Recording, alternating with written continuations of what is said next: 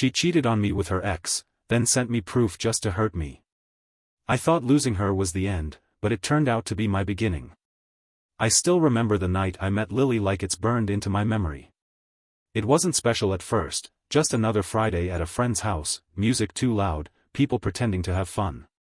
I was sitting on the couch, half bored, scrolling through my phone when she walked in. Something about her energy hit different, calm, confident, like she belonged everywhere she went. "Is this seat taken?" she asked, holding a red cup and smiling like she already knew the answer. "No," I said, putting my phone away. "But fair warning, I'm terrible at small talk." "Good," she laughed. "I'm terrible at listening to it." That's how it started, just two people tired of pretending. We talked about everything that night, music, bad relationships, stupid fears. I remember her eyes, green with this tiny gold ring around the iris, like sunlight trapped inside. "You ever feel like everyone's just faking happiness?" she said suddenly. "All the time," I admitted. "Maybe that's why I stopped trying to impress anyone." She tilted her head, studying me. "That's kind of sad." "Or maybe it's honest," I said. She smiled, slow and knowing. "Maybe I like honest." We talked until people started leaving. I walked her to her car, and she turned before getting in. "You're not like most guys," she said. "That's either a compliment or a warning," I joked. "It's both," she laughed. "Text me sometime." That night, I did. And that was the beginning of everything. A week later, we went for coffee. She ordered hot chocolate instead, saying coffee tasted like burnt dirt. I told her she was dramatic. She said I was boring. Somehow, it sounded like flirting. "Tell me something real," she said, stirring her drink. "Like what?" "Something you don't tell people on first dates." I thought for a second. "I don't believe in forever anymore." She raised an eyebrow. "Because of your ex?" "Because people change," I said. "Love fades. Promises break." She leaned in, eyes soft. "Maybe you just haven't met someone who keeps them." I laughed. "You sound confident." "I'm not," she said. "But I still believe in forever. Someone has to." That moment stuck with me. Something about her words made me want to believe again.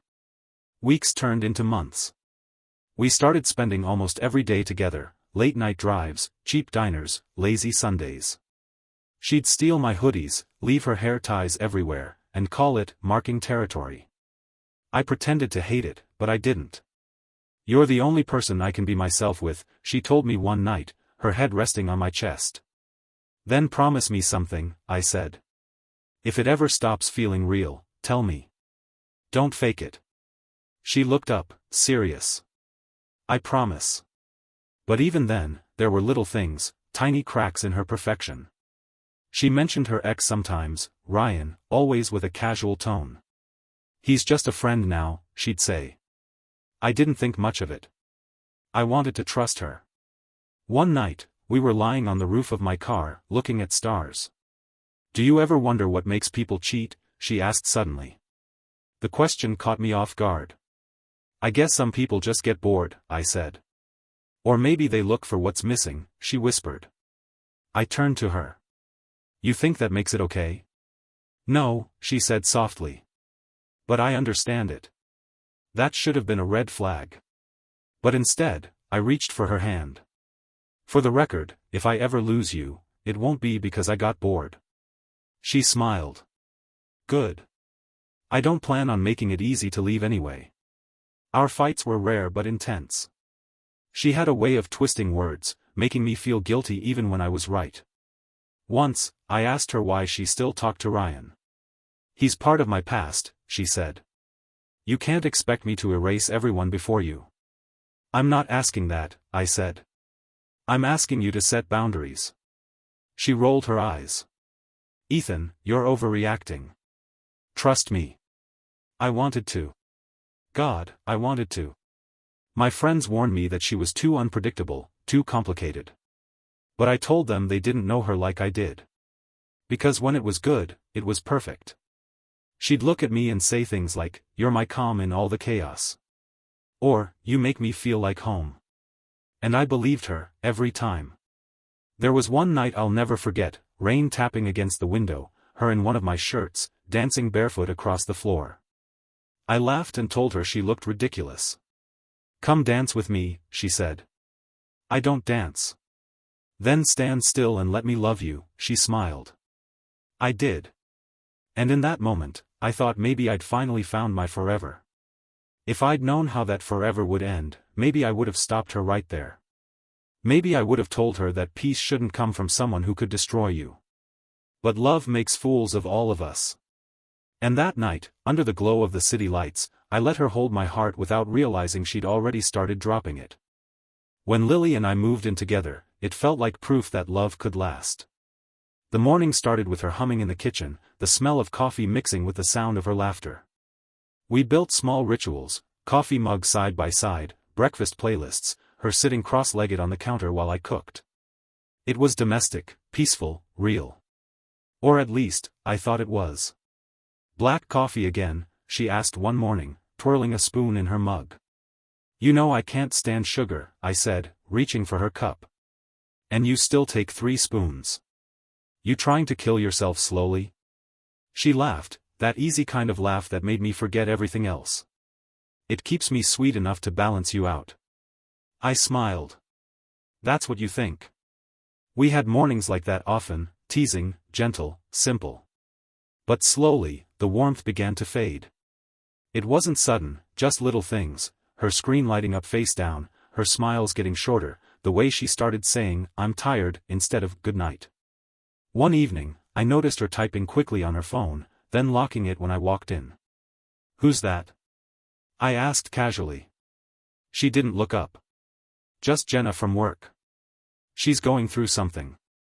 I nodded, pretending I believed her. "You've been close with Jenna lately. She needs a friend, Ethan. Don't start reading into it." I forced a smile. "I'm not. Just asking." She sighed, dropped her phone on the couch. "You've been distant lately too. Maybe you're projecting." Projecting. That word stuck with me longer than it should have. A week later, I came home early. Her car was in the driveway, but the apartment was silent. I called out, "Lily?" No answer. Then I heard the faint murmur of her voice in the bedroom. I pushed the door open slightly. She was sitting on the edge of the bed, whispering into her phone. "No, I can't. Stop calling me like this," she said, her voice low, urgent.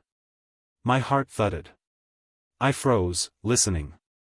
She paused, then said, "You know it's not like that anymore." I stepped in. "Who's that?"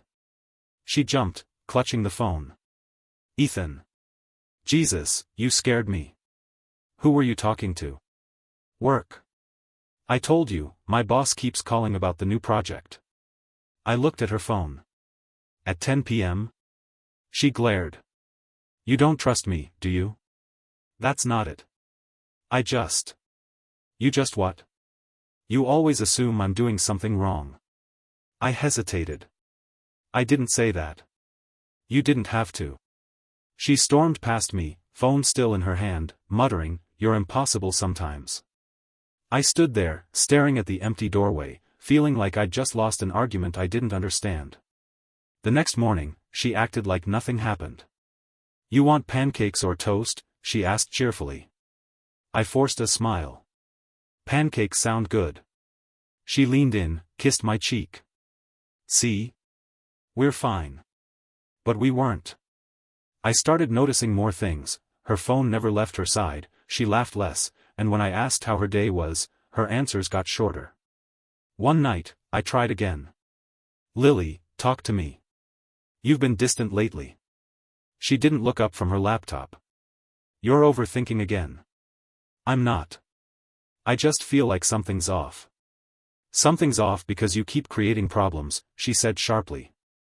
"Why do you always assume the worst?" "Because I can feel it," I said quietly. She closed the laptop and stared at me. "Do you want to know what I feel?" "I feel smothered. I can't breathe without you questioning me." "I'm not questioning you. You just don't trust me," she interrupted. The room fell silent except for the hum of the fridge. Finally, I whispered, I trust you. I just don't trust how I feel lately. She softened, for a moment. Then stopped doubting everything. You'll ruin us before anything else does.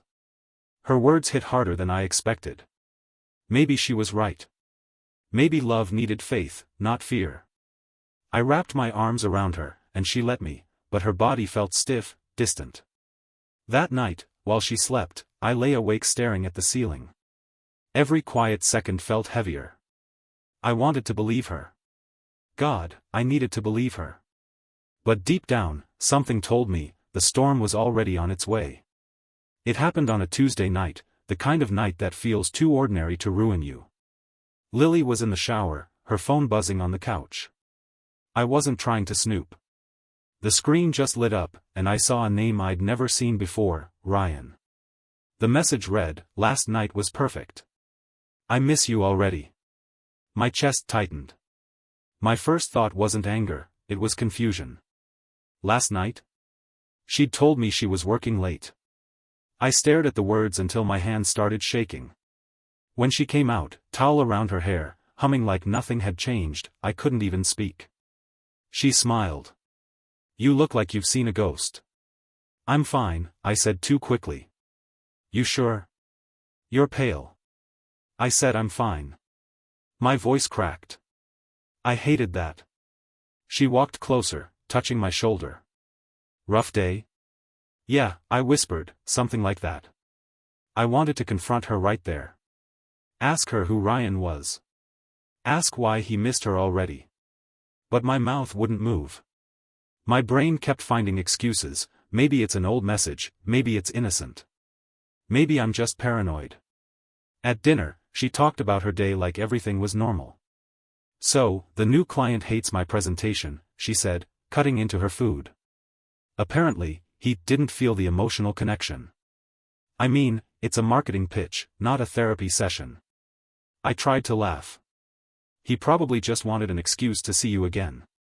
She grinned. Who wouldn't? I looked down at my plate. Yeah. Who wouldn't? She noticed my tone. What's wrong? Nothing, I lied.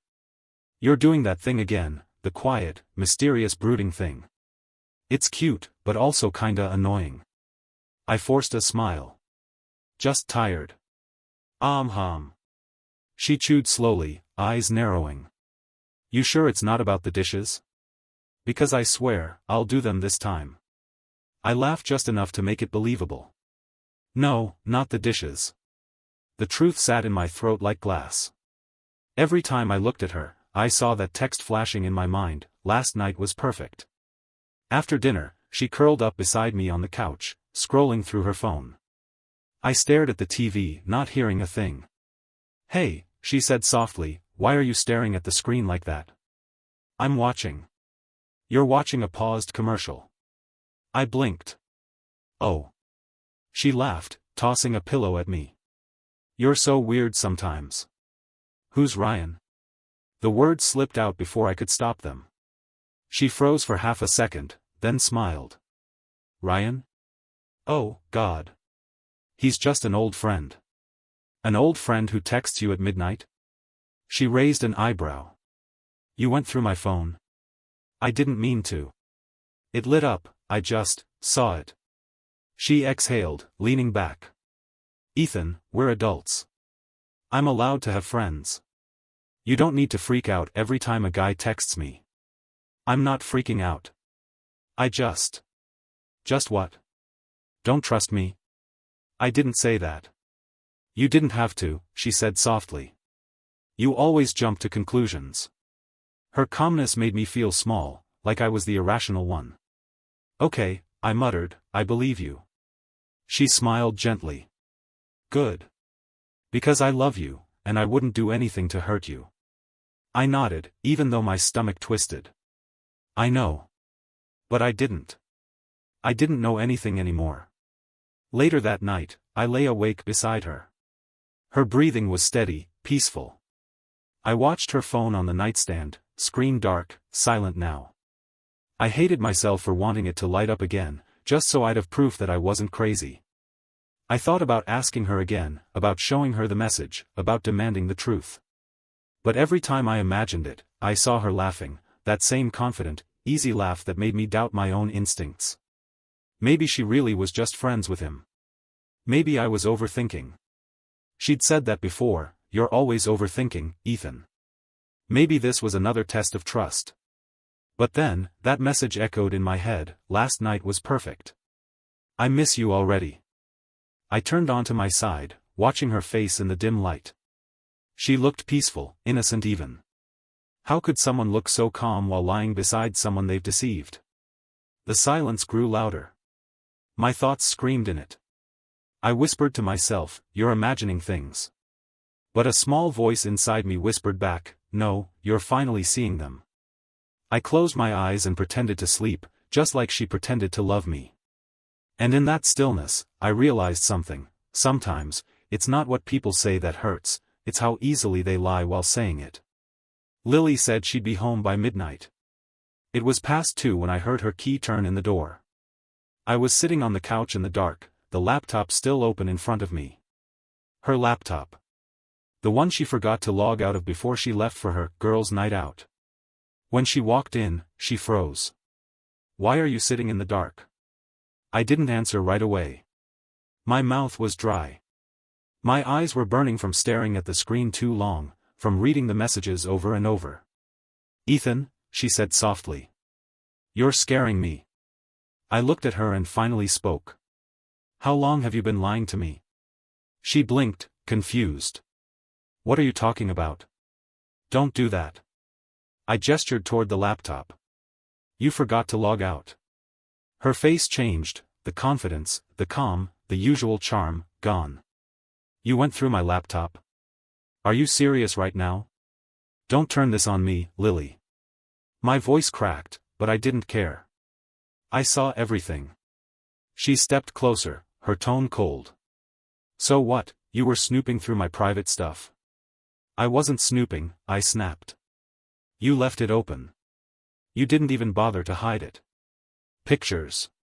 Texts. Him. All of it." She sighed like she was tired. "You're blowing this out of proportion." "Out of proportion?" I stood. "You've been sleeping with him." Her silence said everything. "Say something," I demanded. She crossed her arms. "What do you want me to say?" "The truth." She exhaled, looking away. "Fine. Yes. It happened. Are you happy now?" "Happy?" I laughed, shaking my head. "You think this is about being happy?" "You wouldn't understand," she muttered. "Try me. It just happened, okay? I didn't plan it. That's supposed to make it better?" "No, but maybe you'll finally admit you haven't exactly been perfect either." I froze. "What are you talking about?" "You've been distant," she said, voice rising. "Always in your head, always analyzing everything I do." I felt like I was living under a microscope. "So you decided to sleep with your ex?" "I needed to feel something again," she said quietly. "You stopped making me feel anything." I stared at her, trying to process what I was hearing. "You're blaming me for your cheating?" "I'm not blaming you," she said, though her tone did exactly that. "I'm just saying it wasn't one-sided. Things between us changed." "They changed because you lied," I said through my teeth. "Because you were with him while telling me you loved me." "I did love you," she said quickly. "I still do. Don't say that. It's true. Love doesn't do what you did." She rubbed her temples. "Ethan, please. You don't get it. Ryan was there when everything with us started feeling heavy. You used to make me laugh. Lately, you just make me feel guilty. So your solution was him?" "I just wanted to escape." "Escape what, Lily? Me? The man who's done nothing but try to make you feel safe?" She looked down. "I didn't mean for it to go that far." I laughed bitterly. "You didn't mean to. You planned hotel rooms, sent pictures, said you missed him already. That's not an accident." Her eyes watered, but her voice stayed calm. You shouldn't have looked. And you shouldn't have given me something to find. The silence stretched. All I could hear was the hum of the fridge and the pounding in my chest. I didn't want to hurt you, she whispered. Then why did you keep going back? Because I was scared. Scared of what? Of losing control. Of losing myself. You lost me instead. She looked up, her eyes glistening. Ethan, I didn't mean for it to destroy us. It didn't destroy us, I said quietly. You did. She took a step closer. Can we please talk about this tomorrow? You're angry right now. You're not thinking straight. No, I said, shaking my head. I've never been clearer. Please. I can't even look at you, I whispered. I spent months defending you to myself. Every time I felt something was wrong, I told myself I was paranoid. I thought love meant trust. Turns out, it just meant blindness. Ethan. I thought we were forever, I interrupted. I told everyone you were my peace.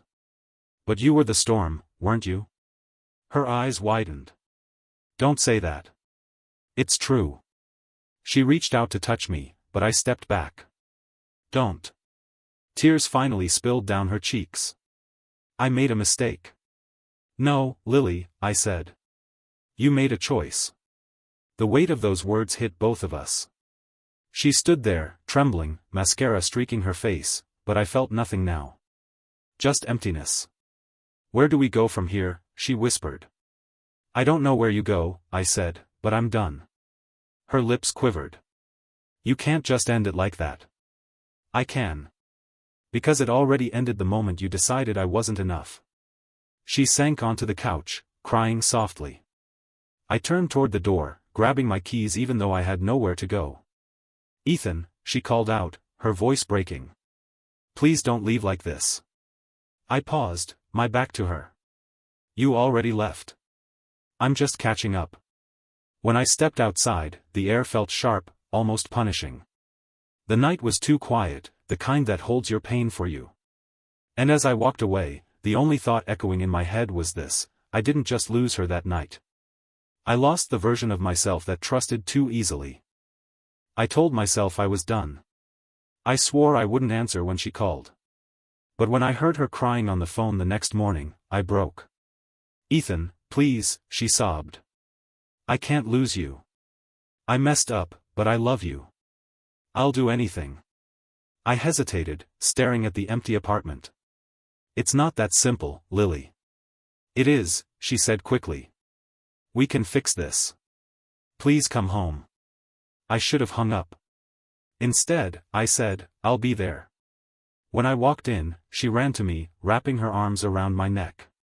I'm so sorry. I don't know what I was thinking. You knew exactly what you were doing, I muttered.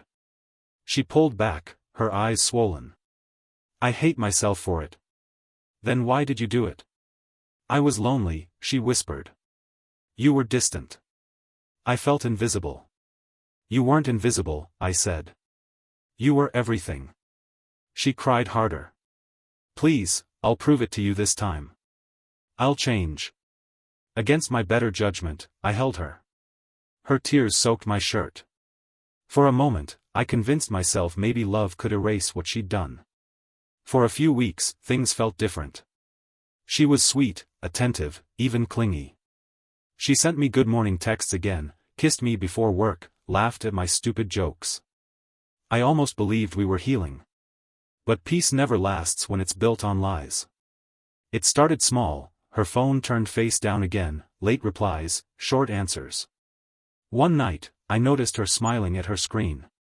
Who's that? I asked. No one, she said quickly, putting it away. Can I see? She frowned.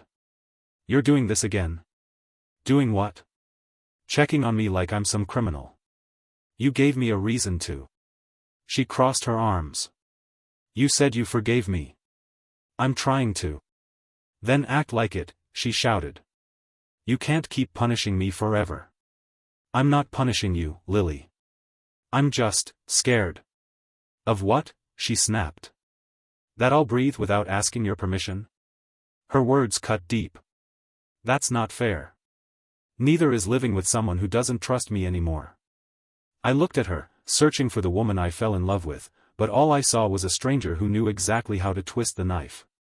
Later that night, she came into the bedroom, calm again. "I'm sorry for yelling," she said softly. "You just make me feel cornered sometimes." "I make you feel cornered?" I repeated. She nodded. "Yeah. You check my phone, question where I go, who I talk to. What happened to the guy who trusted me?" "He died," I said quietly. "The night you cheated." She went silent. Then, in a whisper, "You're never going to let it go, are you?" "I can't," I said. "Every time I look at you, I see him." She turned away, muttering, "Maybe I should have stayed gone." My stomach dropped.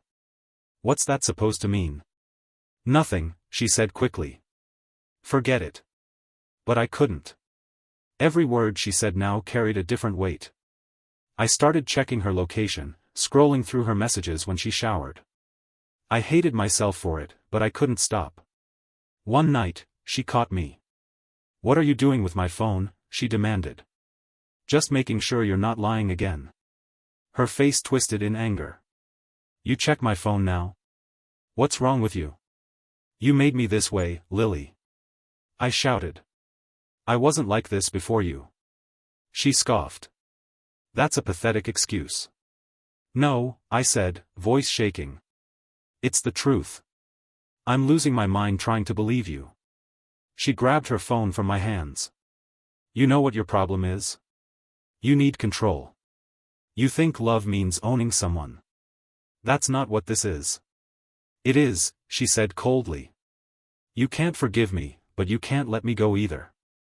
That's not love, Ethan. That's obsession." The words hit harder than any confession.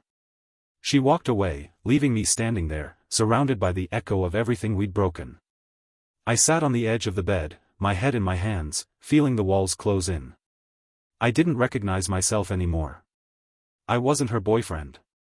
I wasn't her partner. I was the ghost of her guilt, and I was haunting both of us. I knew something was wrong before it happened. She said she was visiting her sister that evening, and something in her tone felt off, too light, too practiced. "When will you be back?" I asked. "Late," she said, slipping on her jacket. "Don't wait up. Lily." She kissed my cheek, a quick brush of lips with no warmth. "It's just my sister, Ethan. Don't start." I wanted to believe her. God knows I wanted to. But when the door closed behind her, the apartment felt emptier than usual, not silent, just hollow. I sat on the couch, staring at my phone, pretending to watch TV while my mind tore itself apart. Hours passed. Midnight came. Still nothing. Then my phone buzzed. A message from a blocked number. I opened it, and the world stopped. A photo. Lily and Ryan. In his car. Her hand on his face. Their mouths pressed together. Another photo, her laughing, his arm around her waist. Then a video, her in the passenger seat, kissing him like I never existed. My breath caught in my throat. I couldn't even cry. My body just froze. A second later, another message popped up. This one wasn't from a blocked number. It was from her. "Now maybe you'll finally leave me alone." My hand started shaking so violently I almost dropped the phone. I called her. She didn't answer. I called again. Again. Finally, on the fourth ring, she picked up. "Ethan," she said, voice cold. "You didn't have to do this," I whispered. She sighed. "You were suffocating me." "Suffocating you?"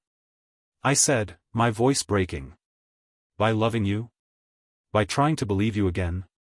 By never letting me breathe," she said sharply. "Every time I smiled, you questioned it. Every time I left the room, you looked suspicious. I couldn't live like that. So you decided to kill what was left of me?" "I decided to end something that was already dead." I pressed my fingers against my forehead, trying to stay calm. "Then why not just leave? Why send me that?" "Because you wouldn't have believed it otherwise," she said. You'd keep calling, showing up, asking questions. Now you've seen it. Now you'll stop. I let out a dry laugh. You wanted to hurt me enough to make me quit. Call it what you want. Was this revenge? I asked quietly. For checking your phone? For not trusting you? Maybe it was, she said after a pause. Maybe I just wanted you to feel what I felt, trapped, powerless. You've won, I said softly. You got your freedom. Good, she said. Then let me go. There was nothing left to say. The line stayed open, silent except for her breathing. Finally, I said, I hope he was worth it. She didn't answer. Just hung up. The sound of that click was louder than any scream. I sat there for a long time, phone still in my hand, staring at the photos again. Every pixel was a knife, cutting through the last thread of hope I had left. I didn't throw the phone. I didn't cry. I just sat. The pain didn't even feel sharp anymore. It was dull, heavy, like something had been scooped out of me and left hollow. At some point, I went to the window. The city was quiet, just faint headlights on wet streets. I could see my reflection, pale, blank-eyed, exhausted. That was the moment it hit me, I wasn't angry. Not anymore. I was just done. The worst part wasn't losing her. It was realizing I'd already lost myself long before tonight. My phone buzzed again. A final message. Don't call me. Please. I stared at it until the screen went black. Then I set the phone down on the table and whispered, "You don't have to worry about that." The room was so quiet it hurt. No sobs. No shouting. Just the kind of silence that comes after everything inside you has already screamed itself out. I walked to the bedroom. Her pillow still smelled like her shampoo. I sat down beside it, running my hand across the sheets. Every memory started flashing through my mind, the way she laughed, the nights we stayed up talking, the promises we made when we thought love was unbreakable. And then, that message again, echoing in my head, "Now maybe you'll finally leave me alone." It wasn't just cruelty. It was freedom disguised as destruction. I lay back, staring at the ceiling, listening to the hum of the fridge from the kitchen. It sounded distant, unreal. That's what heartbreak really is, not the explosion, but the quiet after it. The silence after the scream. I closed my eyes and whispered to the dark, "You win, Lily." Then I let go. It's strange how silence becomes a routine. Mornings felt heavier at first, like waking up underwater. I'd lie in bed, staring at the ceiling, waiting for a reason to move. None came. So I stopped waiting. The world outside didn't stop just because mine did. Messages piled up. Missed calls. Mark even came knocking once. I didn't answer. When he finally caught me leaving for groceries, he said, "Jesus, Ethan. You look like hell." "Thanks," I muttered, pulling my hoodie tighter. He stepped in front of me. "You can't keep doing this. You're shutting everyone out." "I'm fine." "No, you're not." "Then what do you want me to say?" I snapped. That I miss her? That I wake up hearing her voice in my head? I'm tired of explaining pain people can't fix. He sighed, softer this time. "I just want my friend back." I looked away. "He's gone." Mark didn't argue. He just nodded and said quietly, "Then maybe start finding who replaces him." Those words stuck. Weeks passed before I stepped into a gym again. The smell of iron and sweat hit me hard, familiar, grounding. The weights didn't judge. They didn't lie. They just waited. "First day?" the trainer asked. "First day back," I said. He nodded. "Then don't chase what you were. Build what you can be." I didn't talk much after that. I just lifted. Set after set, rep after rep, until my body shook more from release than exhaustion. At night, the loneliness came back, but it felt quieter. Like a wound learning how to scar. Mark texted sometimes. "You good?" I'd reply, trying. That was all I had to give. One afternoon, he showed up again, this time with coffee and a notebook. "What's this?" I asked. Something to fill your time, he said. Right. You used to be good with words. I don't have anything to say. He smirked. You've got a whole heartbreak sitting in your chest. Write that. I stared at the notebook for hours after he left. Blank pages staring back at me, daring me to start. Finally, I picked up a pen and wrote, I loved her. She lied. I broke. And somehow, I'm still here. That single line turned into paragraphs. Then pages. Then nights where I wrote until the sunrise bled through the curtains. Writing didn't heal me, but it gave the pain somewhere to live that wasn't inside me. One morning, I caught my reflection in the mirror. I looked different, still tired, but not destroyed. There was strength under the scars. Mark noticed it too when we met for lunch. You're not the same guy anymore, he said. Good, I told him. That guy tolerated being broken. He smiled. You're finally saying things that sound like you again. I took a sip of coffee and said, maybe this version was buried under all the pretending. Maybe I just needed everything to collapse to see it. He leaned back. You know, most people would kill for that kind of clarity. I had to die a little to earn it, I said quietly. We both laughed, not because it was funny, but because pain finally sounded like a memory instead of a sentence. That night, I went home and opened the notebook again. The pages were messy, anger, guilt, hope, forgiveness, all tangled together. But it was mine. Every line, every confession, every scar turned into ink. I wrote about the lies, the silence, the way love turns cruel when trust dies. But I also wrote about the strength that comes after, the calm that doesn't need anyone's approval to exist. Therapy came next. I didn't plan it, I just walked into a clinic one day. The therapist asked, "Why are you here?" "Because I don't want to hate anymore," I said. "Do you still love her?" she asked. I thought about it. I think I love who I was when I believed in her. "That's a good place to start," she said. Each session felt like dismantling a house I'd built on sand. Pain by pain. Brick by brick. Until there was space again. I started sleeping better. Eating better. Living better. The world didn't feel like punishment anymore, just something I could rebuild within. One night, Mark texted, "You doing okay?" I typed back, "Yeah. Actually, yeah." He replied with a thumbs up emoji. It made me laugh. For the first time in months, laughter didn't feel foreign. I went for a walk after that. The city lights blurred in the cool air. People moved past me, talking, laughing, living, and for once, I didn't envy them. I was part of it again. When I got home, I opened the notebook to the first page, reread my earliest line, and smiled. I loved her. She lied. I broke. And somehow, I'm still here. I added one more sentence beneath it, but now, I'm writing my way out. And I meant every word. A year changes a lot, except memories. I hadn't thought about Lily for months until her name appeared on my phone.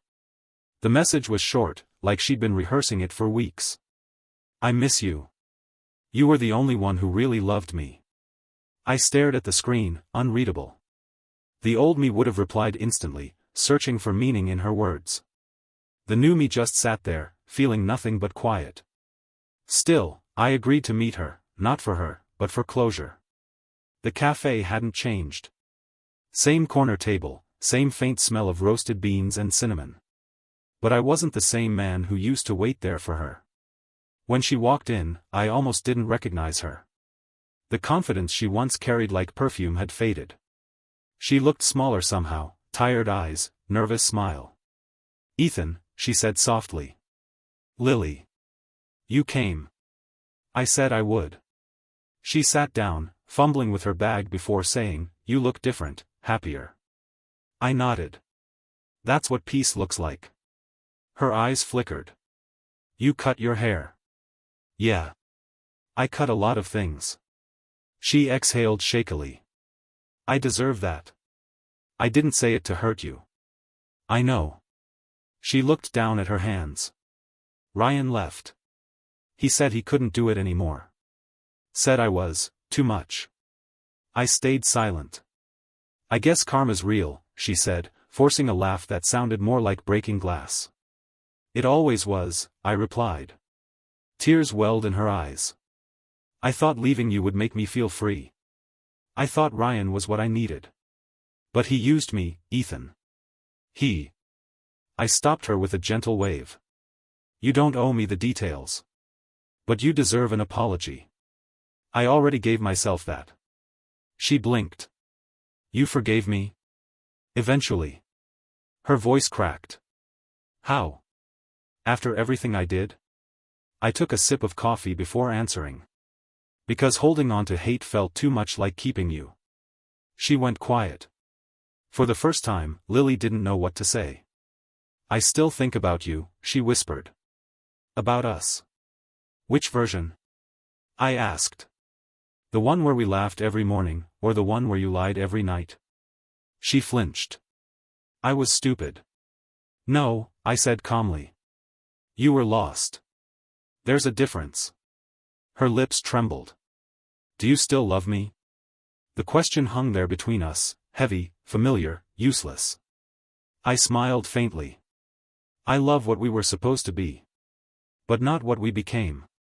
She covered her face. I ruined the only real thing I ever had. No, I said gently. You taught me what real isn't. Her shoulders shook. I'm sorry, Ethan. For everything. I know. She reached across the table, her fingers brushing mine. Can we ever start over? I pulled my hand back slowly. We already did. Just not together. Her tears fell quietly now.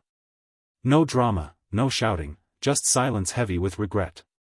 You don't hate me? She asked. I don't feel anything toward you anymore, I said. And that's how I know I'm healed. She nodded, wiping her eyes. You sound free. I am. For a long moment, neither of us spoke. The hum of the cafe filled the air, cups clinking, quiet chatter, life moving on without asking permission. Finally, she whispered, I hope you're happy. I am, I said. And I hope you find that too, without breaking someone to feel it. Lily let out a trembling breath. You always knew how to end a conversation better than I did. This isn't an ending, I said, standing up. It's just the part where I finally walk away without looking back. Her eyes followed me, glistening. Goodbye, Ethan. Goodbye, Lily. As I stepped outside, the air felt lighter than I remembered. The city noise didn't bother me. The sky looked the same, but I saw it differently. My phone buzzed, another message from her. I didn't open it. Some stories didn't need sequels. I slipped my hands into my jacket pockets and whispered to myself, karma knocks softly, but it always finds the right door. And for once, mine stayed closed. It's strange how peace feels heavier than anger at first. I used to think closure meant getting an apology, or watching karma do its job. But now I know, it's just silence that doesn't hurt anymore. Mark met me at the park that morning. The air smelled like rain, and the trees were still dripping from the night before. You actually look calm for once, he said, sipping his coffee. I am, I replied. It took a while, but I think I finally stopped needing her to explain why. Mark raised an eyebrow. You finally talked to her again? Yeah. Yesterday. He leaned forward. And? She cried. Told me she missed me. Said Ryan left her. He let out a humorless laugh. Figures. I didn't feel anything, I said. Not hate, not love. Just, nothing. And it was beautiful. Mark studied me for a second. That's not nothing, man. That's peace. I smiled faintly. Guess so. He took a long sip. You remember when you used to text me at 3 a.m.? Said you couldn't sleep because you kept replaying everything she said. I remember, I said quietly. I used to wonder what I did wrong. Turns out, it wasn't about me at all. Finally figured that out? Yeah. Some people destroy things they don't understand, even love. Mark nodded slowly. And you? I rebuild things now. Mostly myself. He chuckled. Deep.